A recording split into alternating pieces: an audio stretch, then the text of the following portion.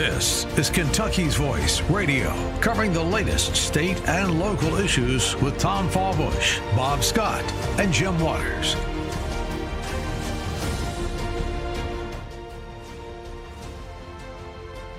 Hello, Kentuckiana. I'm your special host, Dr. Lance Pearson of the Kentucky Liberty Caucus, here on Kentucky's Voice. That's 9:70 a.m. right now. We're also streaming this on Facebook and YouTube if you want to find Kentucky's Voice for those streaming. This will also be rebroadcast at about 4 p.m. on Channel 21, which is WBNA if you have Spectrum. So we would love to have you join us for that. As most of you know, Kentucky's Voice is about local and state politics in Louisville, from Pleasure Ridge Park all the way out to Pleasureville, and in Kentucky from Corbin all the way up to Covington, and from Pikeville all the way to Paducah and the Purchase. So today we have a very interesting show. We're going to be focused today on the Appalachian Mountains and Eastern Kentucky, an area that is neglected in our conversations here in the big city of Louisville for far too much. Basically, we want to focus on one of the most economically distressed regions of the United States. They've been stricken recently with some natural disasters and flooding that they're continuing to recover from. But even before that and continuing through that, they were stricken by a lack of economic and educational opportunity and a scourge of chronic health issues and drug addiction. So we're going to talk through a lot of those issues. We're going to be joined by State Representative Bill Wesley, who's kind of in the foothills of the Appalachian Mountains and who is going to be running for a Senate district that covers a lot of the areas that have been hit hardest by the economic distress that we're going to be talking about. We're not going to only focus on issues, though. We want to talk through some possible solutions and maybe some legislative ideas for how we can help put our focus as a state on improving some of the people that are in the greatest need, and basically stop wasting the human resources of this region of the state. The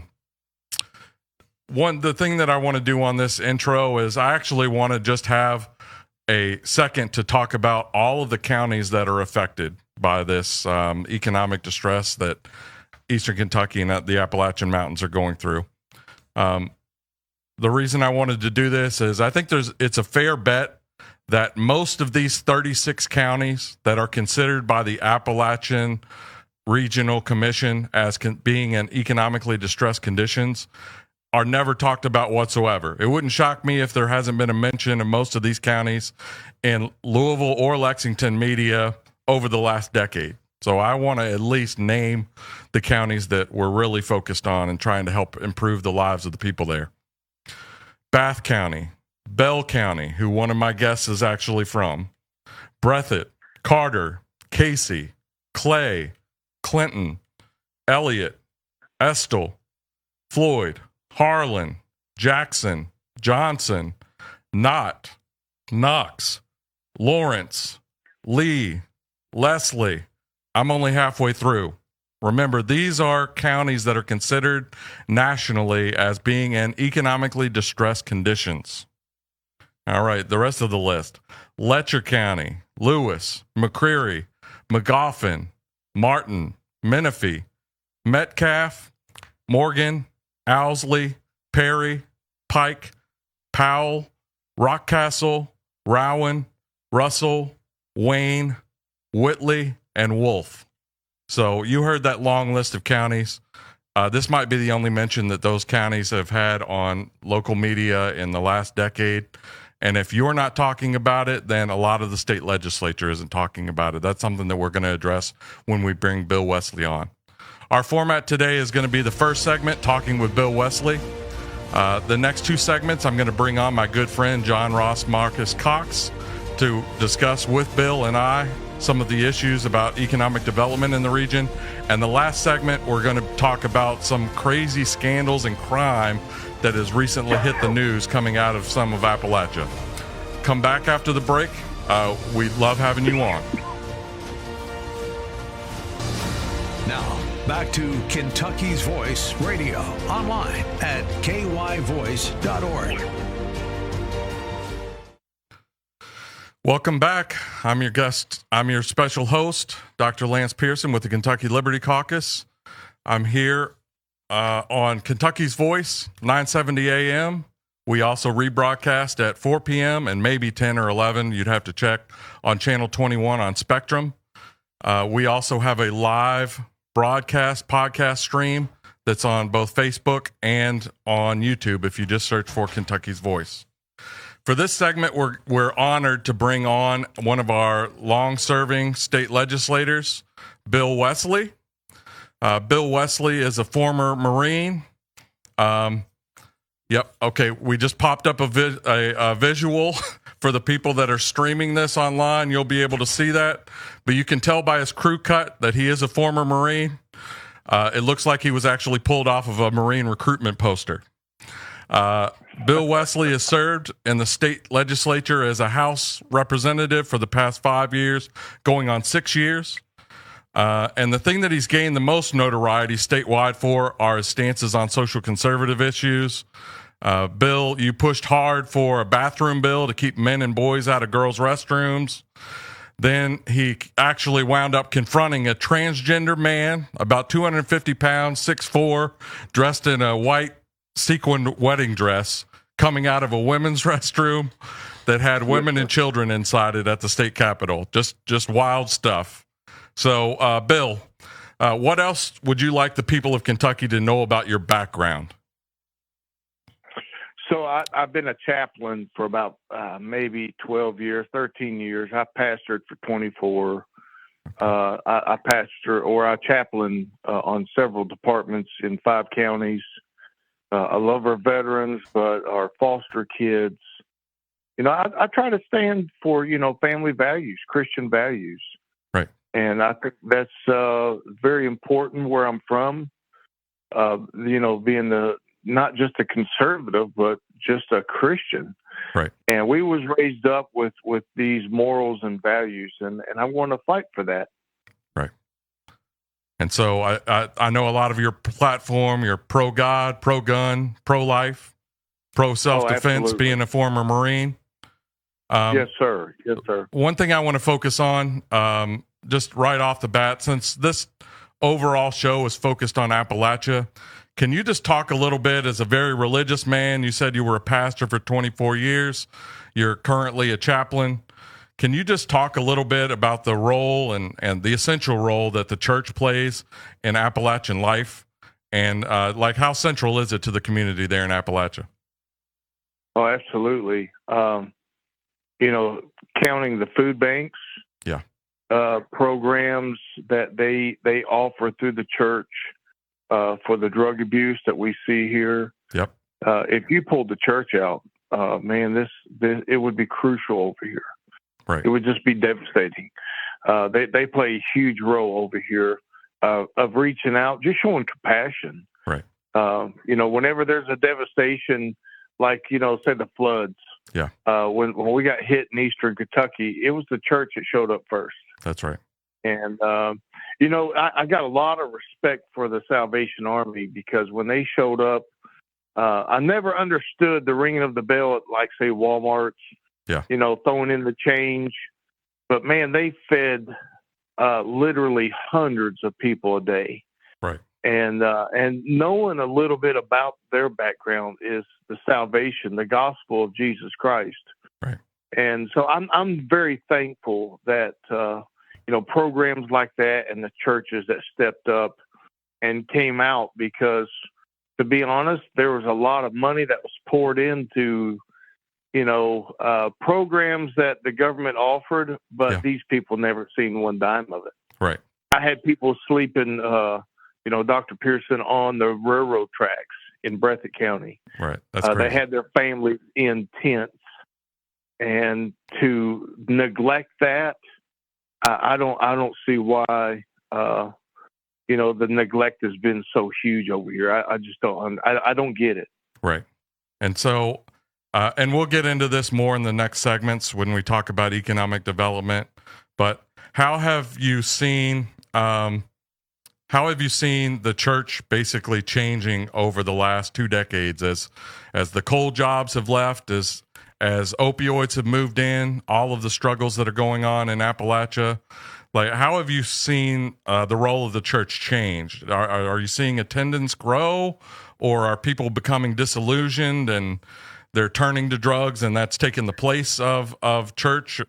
Just basically, how has the role of the church changed over the last 2 decades where Appalachia has really struggled? Yeah, I see that there's people that's tired. Yeah. Because there's so many issues, and it just seems like we've been forgotten about so much over here. That's right. Some churches have grown. Yeah. They have grown. And then some has wilted away because of, just people want to go other places. And, you see the neglect in a lot of places that a lot of people don't want to get on board anymore. Listen, I this is what you'll hear. I've helped them and I've done this, and it just seems like there's no fruit that comes out of it. Right. But, you got some that keeps pushing and they're not going to give up. I got some good friends up there in ministry. Yeah. They have never stopped, and I don't believe that they'll ever stop. And I'm glad for that because, we got a work to do. Yeah. And Jesus said, who shall endure to the end, the same shall be saved. We got to have endurance. We got to have that, right. To be, having a heart that we're not going to give up. Right. Okay, let's transition a little bit. You are planning on running for a different office this next cycle. It was a surprise to many people, but you've been a House rep for the last 5 years, going on 6. This next cycle, you're planning on running for Senate to cover a bigger area. So tell us a little bit about that Senate district. It extends both from your current counties, which include Powell and Estill County, but all the way, continuing on eastward and then down, including Perry and Magoffin and Leslie and Wolfe counties, right? So what are some of the legislative priorities that you are going to pursue if you are elected, and what are you running on? How are you going to try to help improve that region? Yeah, so real quick, I would have never decided to run in anything unless the Lord dealt with me. Right. And that's how I began to run in as a state representative. Got a little experience under my belt, especially with you and John Cox being up there, running some good bills. So now as, I've increased in a little bit. The Lord dealt with me to run for Senate, and nothing against anybody on that end. I just see the neglect so much in my area. Right. I believe I could do a better job. I'm running 9 counties. Now, before we was redistrict as a state representative, I've already had these people before, a lot of them. Yeah. And so I know what their needs are. Yeah. And just for example, like their water infrastructure. That's right. No jobs are going to come here, none, unless their water problems are fixed. It's an embarrassment, and it's a shame that, say, Martin County is number 1 in the nation for a neglect of water. And so I think that we should address them issues and fix them problems. Right. And, there's counties that seem like they get more than us. Yeah. And I think that it should be divided equally because we are the Commonwealth. That's right. We shouldn't have division in our state. But if you look at the right side of I-75, you can see obviously that there is a big division and neglect. And so I want to be able to reach out and work with my local officials and my churches. Right. And I've preached as not just as a pastor, but evangelist up in the mountain area for many years. Right. And so I've learned their areas in a good way. Right. Okay. So and there's no disputing, when you're one of 38 senators, you have a lot more influence and you get to deal with more counties and more issues than you do as one of 100 in the House. So that's easy to understand. Can you talk a little bit and you alluded to this already, but how do you feel that how do you feel that Eastern Kentucky is dealt with in the legislature? Does the legislature give enough attention to those areas of our state rather than, say, the Golden Triangle or along the interstates? Yes, sir. I feel like we have been left out in a lot of ways. Yeah. I believe that this next session coming into the budget is going to be different. I hope so. I believe our leadership has had more of attention in Eastern Kentucky. There has been more stuff delivered as leadership abilities and chair positions, vice chair positions given to the Eastern Mountain people that have a stronger voice.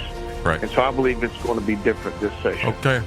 All right. Right after this break, we're going to pick up my good friend John Ross Marcus Cox to talk about economic development along with Bill Wesley. Stay tuned and come on back. Are you ready to stand for truth? Kentucky is at a crossroads, and we need voices that won't back down. This is your moment to rise, speak up, and be part of a movement that's changing the narrative in the Commonwealth. Kentucky's voice is calling on bold citizen journalists, fearless senators, and those unafraid to speak truth in the public square. Volunteer, intern, contribute. Scan the QR code or visit kyvoice.org to join the fight. This is more than media. This is your moment. You are Kentucky's voice.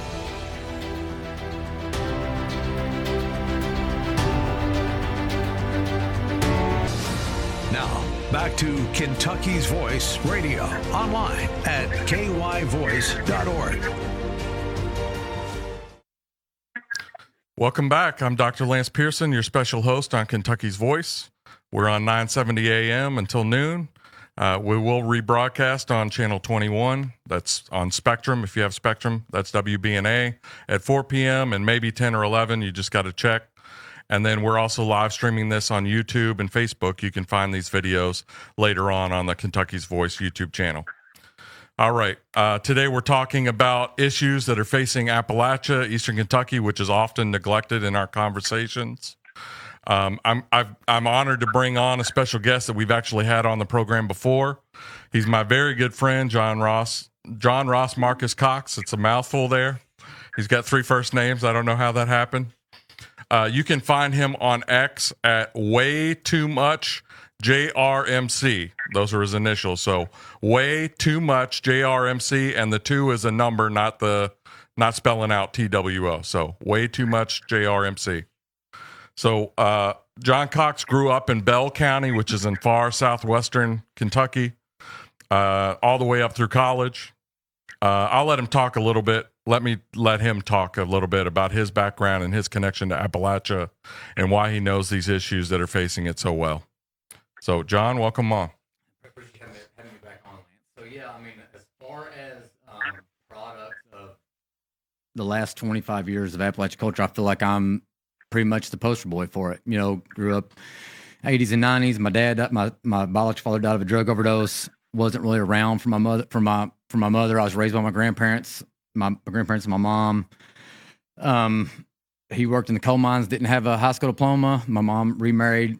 Lord, you know, by the goodness of God, remarried what my stepdad's name. He's another coal miner. He's just a great guy that was definitely sent to us by God. It saved my life. But there's another works in the coal mines. But our family has been just ripped apart by opioid addiction over the years. My mom's a school teacher. My dad's a coal miner. So it's like, I feel like I'm everything you think of Appalachia, that is me. You know, real quick, I wanted to kind of just to give a shout out to Bill Wesley. Bill is, last time I was on, if you all remember, I kind of talked about how I got involved with COVID and all that, writing bills as far as me and you went for that. Yeah. Bill was one of the first legislators that just kind of welcomed me in, and I think he felt like an outsider just as much as I did at the time. So we were kind of kindred spirits there. But when I think of Bill Wesley, he talks about being called by the Lord to do what he does. And there's a verse, Isaiah 6:8 says, "And I heard the voice of the Lord saying, whom shall I send, and who will go for us? And I said, here am I, send me." And Bill Wesley, brother, I feel like you were sent there. I feel like you are somebody who I know is going to run through a brick wall for his people. You fought, like I seen you fight. I fought hand in hand with you for a lot of the things that are important to Appalachian culture. But I think a lot of things that are important there, I won't say run contradictory to what you think of as like big city Republican issues, but they are almost that they are that in a way. You know, it is a very culturally conservative area, but we've got to think outside the box and can't just think about, you know, what we think of as rhino legislation to bring the area back. So, Bill, appreciate you being on with me today, man, and I look forward to talking with you. All right, let me break up that love fest a second. We're going to bring Bill back in. So Eastern Kentucky's lagged behind the rest of the state economically, really for all of our lifetimes, but even going back farther than that, as far back as we can look. So why don't you talk a little bit, Bill, about what your ideas of what the lack of economic opportunity that we see, what has caused that in Appalachia, so that, I mean, if we want to fix something, we got to first identify what the problems are and what the issues are. So what are the biggest issues hindering economic development in Eastern Kentucky, in your opinion, Bill? I think it's the coal industry. And I will say this, if it's all right, Mr. Pearson. Yes, that, sir. Riverview Coal, Western Kentucky, their coal comes out of the mines. You'll never see a big pile outside where they're at, but the coal goes 4.5 miles on a conveyor belt out to a barge. Yeah. That barge will go to Louisville, and our own enemies will come in and buy up our coal. And it saddens me that we can sell our coal to other countries, but we can't use it here in the United States. Yeah. But I'm very thankful that I'm hearing good news that the coal industry could be coming up a little bit because of President Trump. That's right. And so I'm looking forward to that hitting Eastern Kentucky. Yeah. So, I mean, really, there was a huge decline in the amount of coal-related jobs that happened about 20 years ago. Most of that was due to federal regulations that are still kind of hampering, environmental regulations related to coal. And so, John, can you talk a little bit about like what you think the effects of the loss of all those jobs did to Appalachia? Yes, I know we have a large listener base up here around the Louisville area, and I want everybody to kind of think about the culture that you see around like the Ford plant. Ford truck plant. The Ford truck plant. I mean, the coal industry was very similar to that. The people that work in these coal mines, my stepdad included, I want to make sure and give him a shout out because he's in Harlan County right now running that grader and loving everything about it. But it's very similar to that. It's their identity. Yeah. You know, I mean, I live up here now, but I still consider myself a coal miner son, you know? And so when you lost that, you lost a lot about, you know, just the expertise. You know, you had an area where people maybe weren't making the wages they deserved, and we can talk about that a little bit on why I think that's still the case.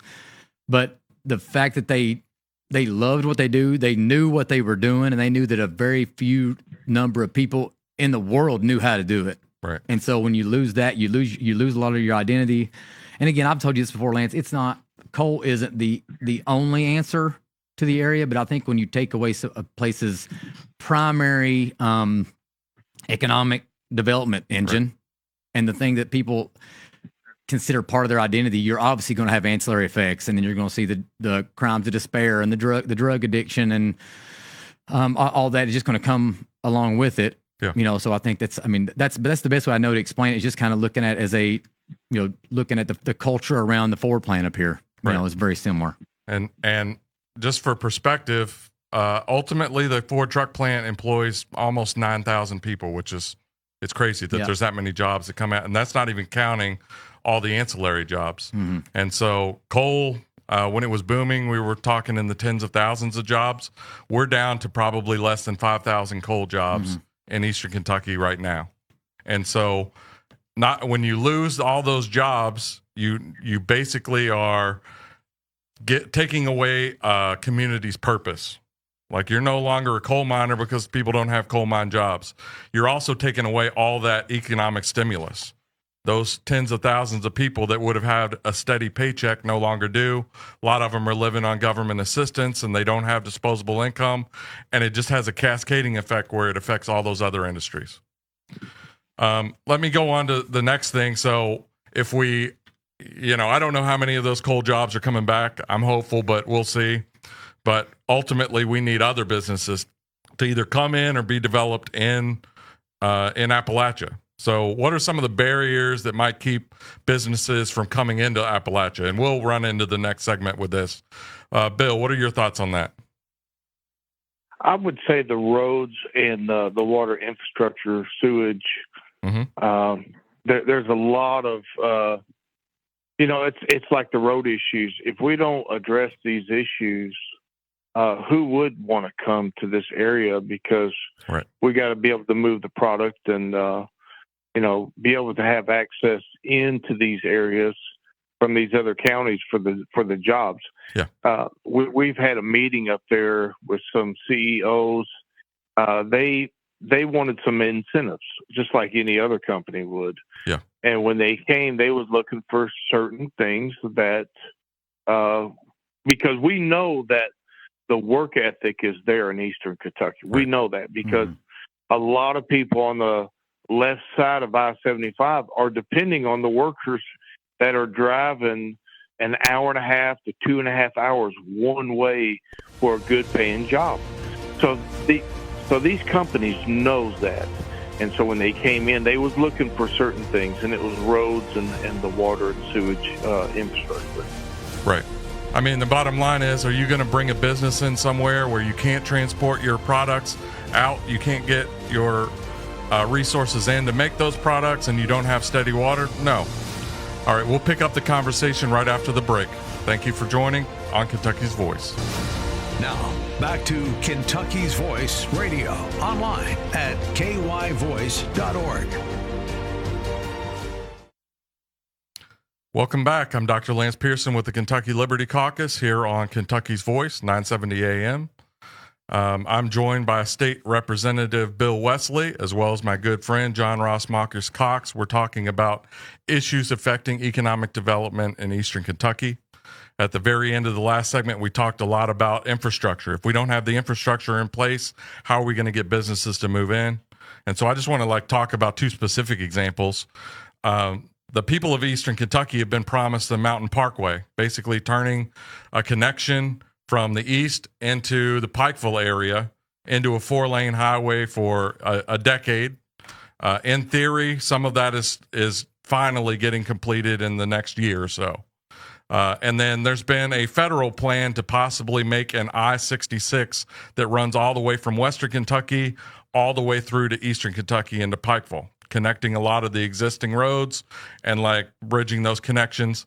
That's been proposed for well over 20 years. And time after time, you just get excuses for why they're not happening.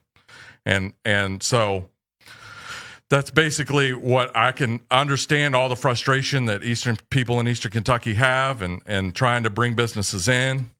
I know one proposal for how we can boost economic activity in Eastern Kentucky is to have people that we now have a lot of remote jobs where people can live anywhere and they can do a job. Let's say in Silicon Valley, they could be living in Pikeville. There's nothing preventing that. You can work over the internet. But it turns out there are some things that are preventing that because we still don't have good infrastructure.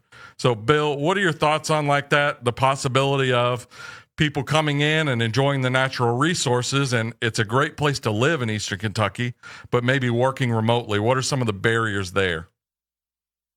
We have some programs starting. It's like the Appalachia Mountain Trail Riding. Yeah. We are working with local officials trying to get counties joining to other counties.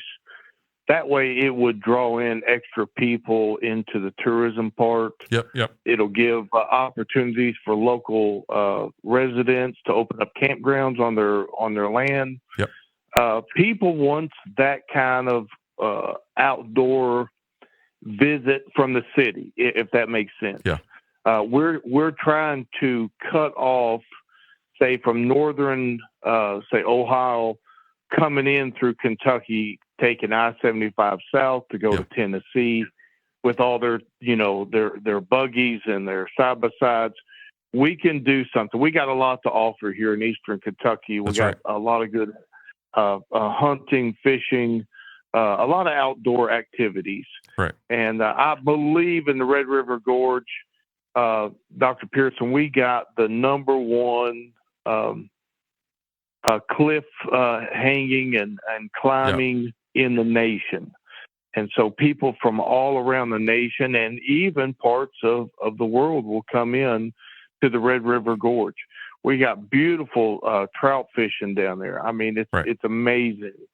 And so I believe if we could focus on a lot of the tourism, that would help Eastern Kentucky in a huge way. Absolutely. You bring in those tourism dollars, that's very important. And if you want people to move to your area, no one is going to move to an area unless they've been there before. You don't just blind, I'm going to move to Pikeville without ever seeing the place. So the first step to get people to move there and maybe work there, start a business there, is to get people to actually visit it. And it has so much to offer. I agree with you. I think there's at least the possibility that we could get Red River Gorge designated as a national park. And if that happens, you're talking like 1 million or 2 million people a year extra that will be coming to that area. Those dollars are coming into the area, and then all of the other natural beauty that's all over the Daniel Boone National Forest, all over Appalachia, really. You can connect those people to the natural beauty that we have and show what a desirable place it is. Some other things related to tourism is Kentucky has produced a ton of musical talent. I mean, just think of these names: Chris Stapleton, Tyler Childers, Keith Whitley, Patty Loveless, Sturgill Simpson, the late, great Loretta Lynn. I mean, just like country music superstars, arguably Kentucky and the Appalachian region has produced more of those than anything. And we do have a few festivals where we have a music festival here or there, but I know we give incentive programs to Louder Than what's the Bourbon and Beyond and Louder Than Life. I think here in Louisville we have these huge music festivals. Why can't we do something like that to draw people into Appalachia? Get some of these great artists to put on a performance there. Well, I'm gonna interject just for a second. I think that one thing it's like, Bill, this is something I want you to hear as well. The old adage that you don't know what you got until it's gone. Yeah. I think a lot of people from those areas, I'll talk about Bell County specifically, don't really understand how beautiful it is. Yeah. When you're there all the time, it's just what you do. You know, when you ride four-wheelers, it's just what you do. When you fish, it's just what you do. Being someone who was there for 25 years and then moved away, and now I'm living in the concrete jungle. Yeah. I've actually went back and, thank goodness for my wife on finding these things. But I go back to Bell County and Cumberland Gap. I don't think it's a national park, isn't like a national forest or something. But going back to Cumberland Gap and hiking those trails and going to Hensley Settlement and going to Pine Mountain State Resort Park, like it is just, there's so much there. And I think that even our legislators maybe don't realize what it has to offer, because we've been told our entire lives that we don't have anything to offer. Right. So it's hard to not internalize that. If you're a 50-year-old man and you've been told that Eastern Kentucky isn't good enough for 50 years, you kind of, even if you don't think you believe it, you probably got a little bit of that in you. And I think we do need to realize how beautiful it is. I think the Red River Gorge, if no one has been to Mammoth Cave to really see, I didn't know, I'd never been there before, being from Eastern Kentucky. Seeing what that national park designation does, it's the real deal. I mean, I would say that Red River Gorge and even other places in Eastern Kentucky, it's just as beautiful as Mammoth Cave. It has just as much to offer, but because it doesn't have that national designation and it's not all over the federal pamphlets, that's right. You don't get the draw. So I just think that's important to remember. Right. I think that's a great idea. So one of those things, if you do bring people in, you bring tourism, people decide that maybe they would like to live there. If they want to work remotely, one of the things that they need to have is consistent internet service. And I know with the Kentucky Wired program, that's been a barrier. So can you talk a little bit about that? And if you're not able, the bottom line here is, if you're not able to consistently get on the internet and have high speed internet, how are you going to work an internet job? So can you talk about some of those barriers in terms of why urban professionals might not see Eastern Kentucky as an opportunity to live and work? Yes, sir. We have been neglected in getting that. We have the funds, but that's right. A lot of the terrain is an issue for us. Getting some companies coming in here, putting in the infrastructure part of that. We all know that a business will be hindered if we don't have the internet, especially fast-paced, internet. We're not going to be able to see that. Right. Now, we have ran into some problems in certain remote areas that, just trying to get through the rock and the mountain area, trying to get that in. And but sure. I believe we're going to get there. Yeah. We just got to pound it away. I believe that's one of the problems that we have with some of our road issues. If you take northern Kentucky versus eastern Kentucky, we got so much terrain that we got to bust through on the say the mountainside. Removing of the rock and debris like that. You can see a big difference. And so the cost of putting in a road is a lot more. Absolutely. Putting transportation. And so I believe that we are going to work through them issues. I believe it's going to be addressed more this year. We see people has, had more attention in the legislation part on some of us that we're going to be a voice. As a senator, I believe that I will be the next senator for District 30. Yeah. I will be a strong advocate for Eastern Kentucky. Yeah, and we all believe that. Now, and one of the final issues that we want to talk about is when you're trying to boost your economy, it takes money to make money. We've always heard that statement. And one thing that Eastern Kentucky is definitely lacking is a lack of venture capital. And even our government systems and schools, there isn't a tax base to support a lot of programs there.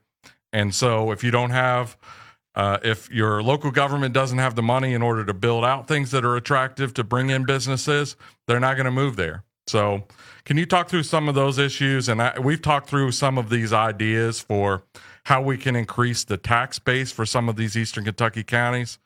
I know one was maybe giving tax credits for these bourbon warehouses to move into Eastern Kentucky. They can distill it even in, a lot of the bourbon industry is around Bardstown or Lawrenceburg. They're along I-64, but I-64 runs all the way out through Eastern Kentucky. There's no reason we couldn't have some bourbon warehouses if we give some incentives for those tax credits that these bourbon distillers have to build in Eastern Kentucky, and also the possibility of maybe data centers. Do you have any thoughts on those sorts of things to kind of boost the tax revenue for these counties? I believe that is a very good point. Mm-hmm. I believe that we have, availability for things like that.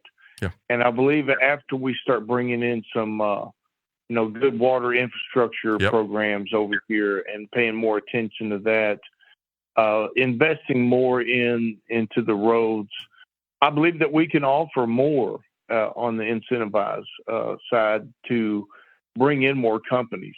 We got the workforce. We have that. And I believe that a company, if we can show them some things that what we have here to offer in Eastern Kentucky, I believe that we got a good shot of bringing some good companies in, bring some good jobs. Yep, absolutely. All right. Thank you, Bill. Again, you are planning on running for State Senate District 30. That covers about 8 or 9 counties, from Powell and Estill all the way over to Perry. And so consider him on your ballot if you live in Eastern Kentucky and you're seeing this on maybe a podcast. This next segment, we're going to let Bill go, but John and I are going to continue a conversation about crime and corruption and how those have influenced Eastern Kentucky. So we welcome you back. Join us right after the break. Thank you.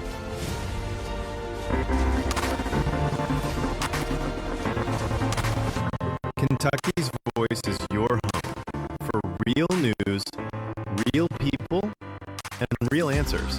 But we can't do it without you. Thank you all so much. Your financial support helps us bring truth to the forefront, hold leaders accountable, and give a voice to the people of the Commonwealth. Join the fight today.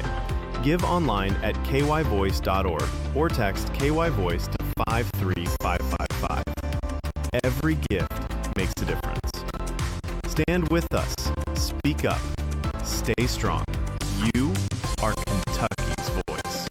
Now, back to Kentucky's Voice Radio, online at kyvoice.org. Welcome back to Kentucky's Voice. I'm your special host, Dr. Lance Pearson with the Kentucky Liberty Caucus, here with my very good friend, John Ross Marcus Cox. We're talking through issues affecting Appalachia, a topic that we rarely encounter here in the big city. And I guess people from Chicago would regard it as silly for me calling Louisville a big city, but relative to Kentucky, it certainly is. Okay, this last section, we're going to talk about the role that crime and corruption has played in Appalachia. We've talked a lot about some of these things that people in Appalachia haven't been able to control. Some of this stuff, however, it's people that live in Appalachia aren't incapable of dealing with some of these problems. Some of these problems are actually the result of corruption and powerful people in Appalachia attacking their own people. So I want to give a disclaimer for this next section that we're talking about crime and corruption. Everyone is innocent until proven guilty in a court of law. We know that. In a civil lawsuit, both parties have a right to present their side of the case. So even if we aren't able to give both sides here, consider that. And everything talked about here is based on public reporting or retelling of accounts or allegations from people that were involved. But most of this is awaiting proof in court. So do your own research and let the courts sort things out before we make a final judgment on this. Okay, we were hoping to have Nicole Hidalgo on for this segment. She had a family medical emergency this morning and wasn't able to join us. But if you are interested in any of these topics, she does a fantastic job of going through them. Her account on X, which used to be Twitter, is called Smokahontas. There's no E in that, so SMOKAHONTAS, so like Pocahontas, but Smokahontas. 2024, so Smokahontas 2024 on X. I recommend you follow it. We're going to scratch the surface of some of these, and she actually has content that she's been tracking for multiple years about all of these scandals that have happened. Okay. Let me get into this. In every county in the country, even the poorest of those counties, for example, Owsley County actually has the highest rate of government assistance of any county in the entire country. That's in Eastern Kentucky. But in every county, there's a group of powerful people. They're often pretty well off, and they're the people that actually make the real decisions. They run things. Seemingly more times than not, some of those powerful people will take advantage of the weaker members of the society. They'll flout the law, and they usually have some twisted ends that's going to benefit them that they're taking care of.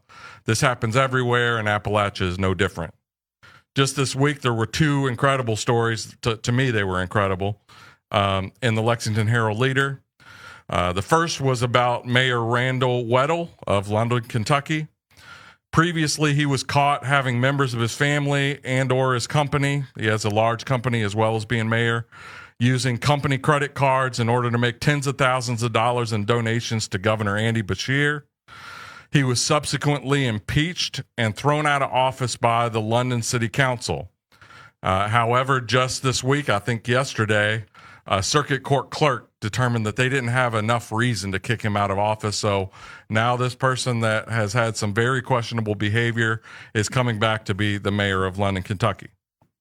Another story is about State Senator Brandon Smith. Yesterday, or maybe it was 2 days ago, the Lexington Herald-Leader with Austin Horn on the byline published an article talking about how State Senator Brandon Smith got legislation passed over the last 5 years that provided these sweetheart tax incentives, and they prevented zoning restrictions on cryptocurrency mining. It turns out that about a year or two after that legislation got pushed through, and most of it went through his committee. He's the chair of a committee in the state Senate. He invested $2.5 million into a crypto mining operation. That operation is now facing two lawsuits, one from the person that sold him the warehouse for $2.5 million, which was at a discount, in order that person was supposed to get some percentage of that business. And then also from the Chinese company that he was working with to buy cryptocurrency mining operations. And so not only is there that element of basically self-dealing, you're passing laws and then taking advantage of those laws that you just passed. There's also the issue that cryptocurrency mining is extremely resource intensive, both water and electricity. And we won't get into it in this segment. It was really for the last segment, but the electricity costs of Appalachia, which used to be extremely cheap because of all the coal plants and all the coal that was in the area, the cost of electricity in Eastern Kentucky is skyrocketed. For some people, they're paying an extra $300 or $400 or $500 a month just because of the lack of electricity easily available, and then all of these companies like cryptocurrency mining that are using that electricity. Okay, those two things pale in comparison to this next story, which is just insane, coming out of Letcher County. Letcher County is a very small county. I think it's got no more than 6,000 people. I forgot to actually look up the exact population. But Nicole Hidalgo, again, Smokahontas 2024 on X, has been documenting this for years. The culmination you likely have heard. We have a clip. Can we get the producer to put the video clip on?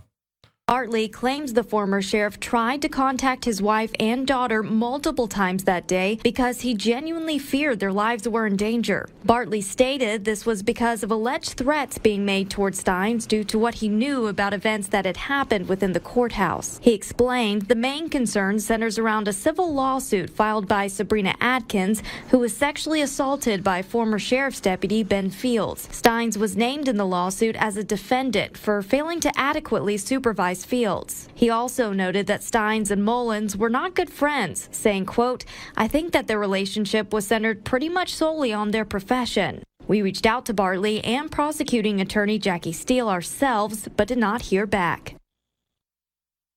Okay. At the very end of that clip, you saw it basically went into like grainy blocks.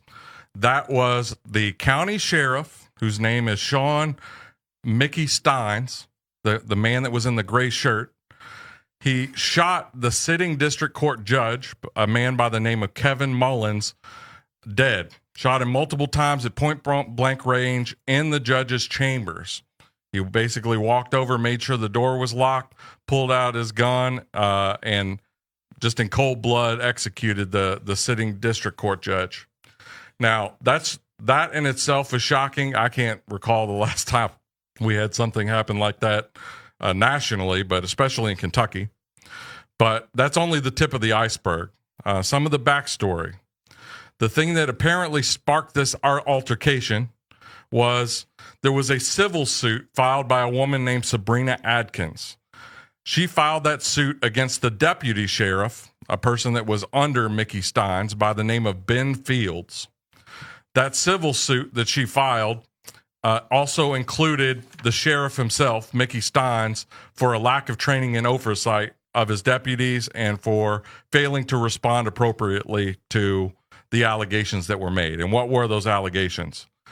Basically, she alleged that Ben Fields, the deputy sheriff, extorted both her and multiple other inmates in the county jail into having sex with them in order to get favorable treatment while they were on house arrest. So the judge would put various people on house arrest. Often you have to wear an ankle monitor, and basically the deputies would allow them to take the ankle monitors off or not be on house arrest as long if they would have sex with the deputies. The suit alleges that some of that abuse actually occurred in the restroom of the chamber of the district court judge himself. So not necessarily, so there are some allegations that he was directly involved, but it certainly took place in his own restroom in his chambers. Fields was convicted basically for doing this in 2024. He was convicted of rape and sodomy of an inmate. Steins then alleged in the suit, it was alleged in the suit that Steins did not appropriately monitor his deputies, obviously, but then when the allegations were made that he actually was involved in trying to silence some of those witnesses. Steins had actually given a deposition in that case 3 days before the shooting occurred. In the months following this murder of this sitting district court judge, a woman came out who was a jailer that basically said that this is exactly what was happening, and that Mullins, the judge, was known to be one of the local officials that basically treated the women's lockup as something like a brothel. All right. So there's a lot of moving parts there. These are the key players. District Court Judge Kevin Mullins was executed he was unarmed, and he was executed by the local sheriff, Mickey Steins.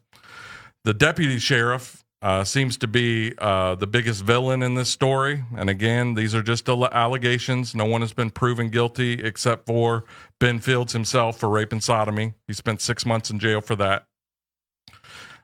Sarah Davis, who worked in the jail, came forward and corroborated some of these sex exploitation claims. It turns out, oddly enough, that Ben Fields' wife actually worked in that jail, and after all of this craziness, got promoted, and she now works with juveniles in the juvenile court. So insane. You want to add another element of insanity to this story. When the women were released out of those jails, they would go to a halfway house, to someone that was a rehab liaison. That person was actually a preacher by the name of Michael Clark. It came out that he actually had sent lewd videos of himself pleasuring himself to the various female inmates that were part of the halfway house in the rehab program. So, and Lance, what's awful about these stories is it takes they obviously deserve to get attention, and these victims deserve to get to see their people doing this to them to find justice, right? Yep. But what it does is it also reinforces stereotypes of the area, which I hate, because it's a beautiful area and I love everything about. And that's one thing I don't want the focus there to be on changing the culture there, because I love the small town feel of it. But it takes the eye off the ball of what's going to affect everyone. We go back to the Brandon Smith thing there with the sweetheart tax incentives and the preventing zoning restrictions and the cryptocurrency mining. It's similar to what was happening in Oldham County when those utility rates are going to affect everybody in the area, right? So it takes the eye off the ball there. So that's really one of the unfortunate side effects of it, is that that's what gets the attention as opposed to those stories. All right, that's about all for our time. Find us on YouTube or on Facebook, Kentucky's Voice. Thank you for joining us today. I'm Dr. Lance Pearson.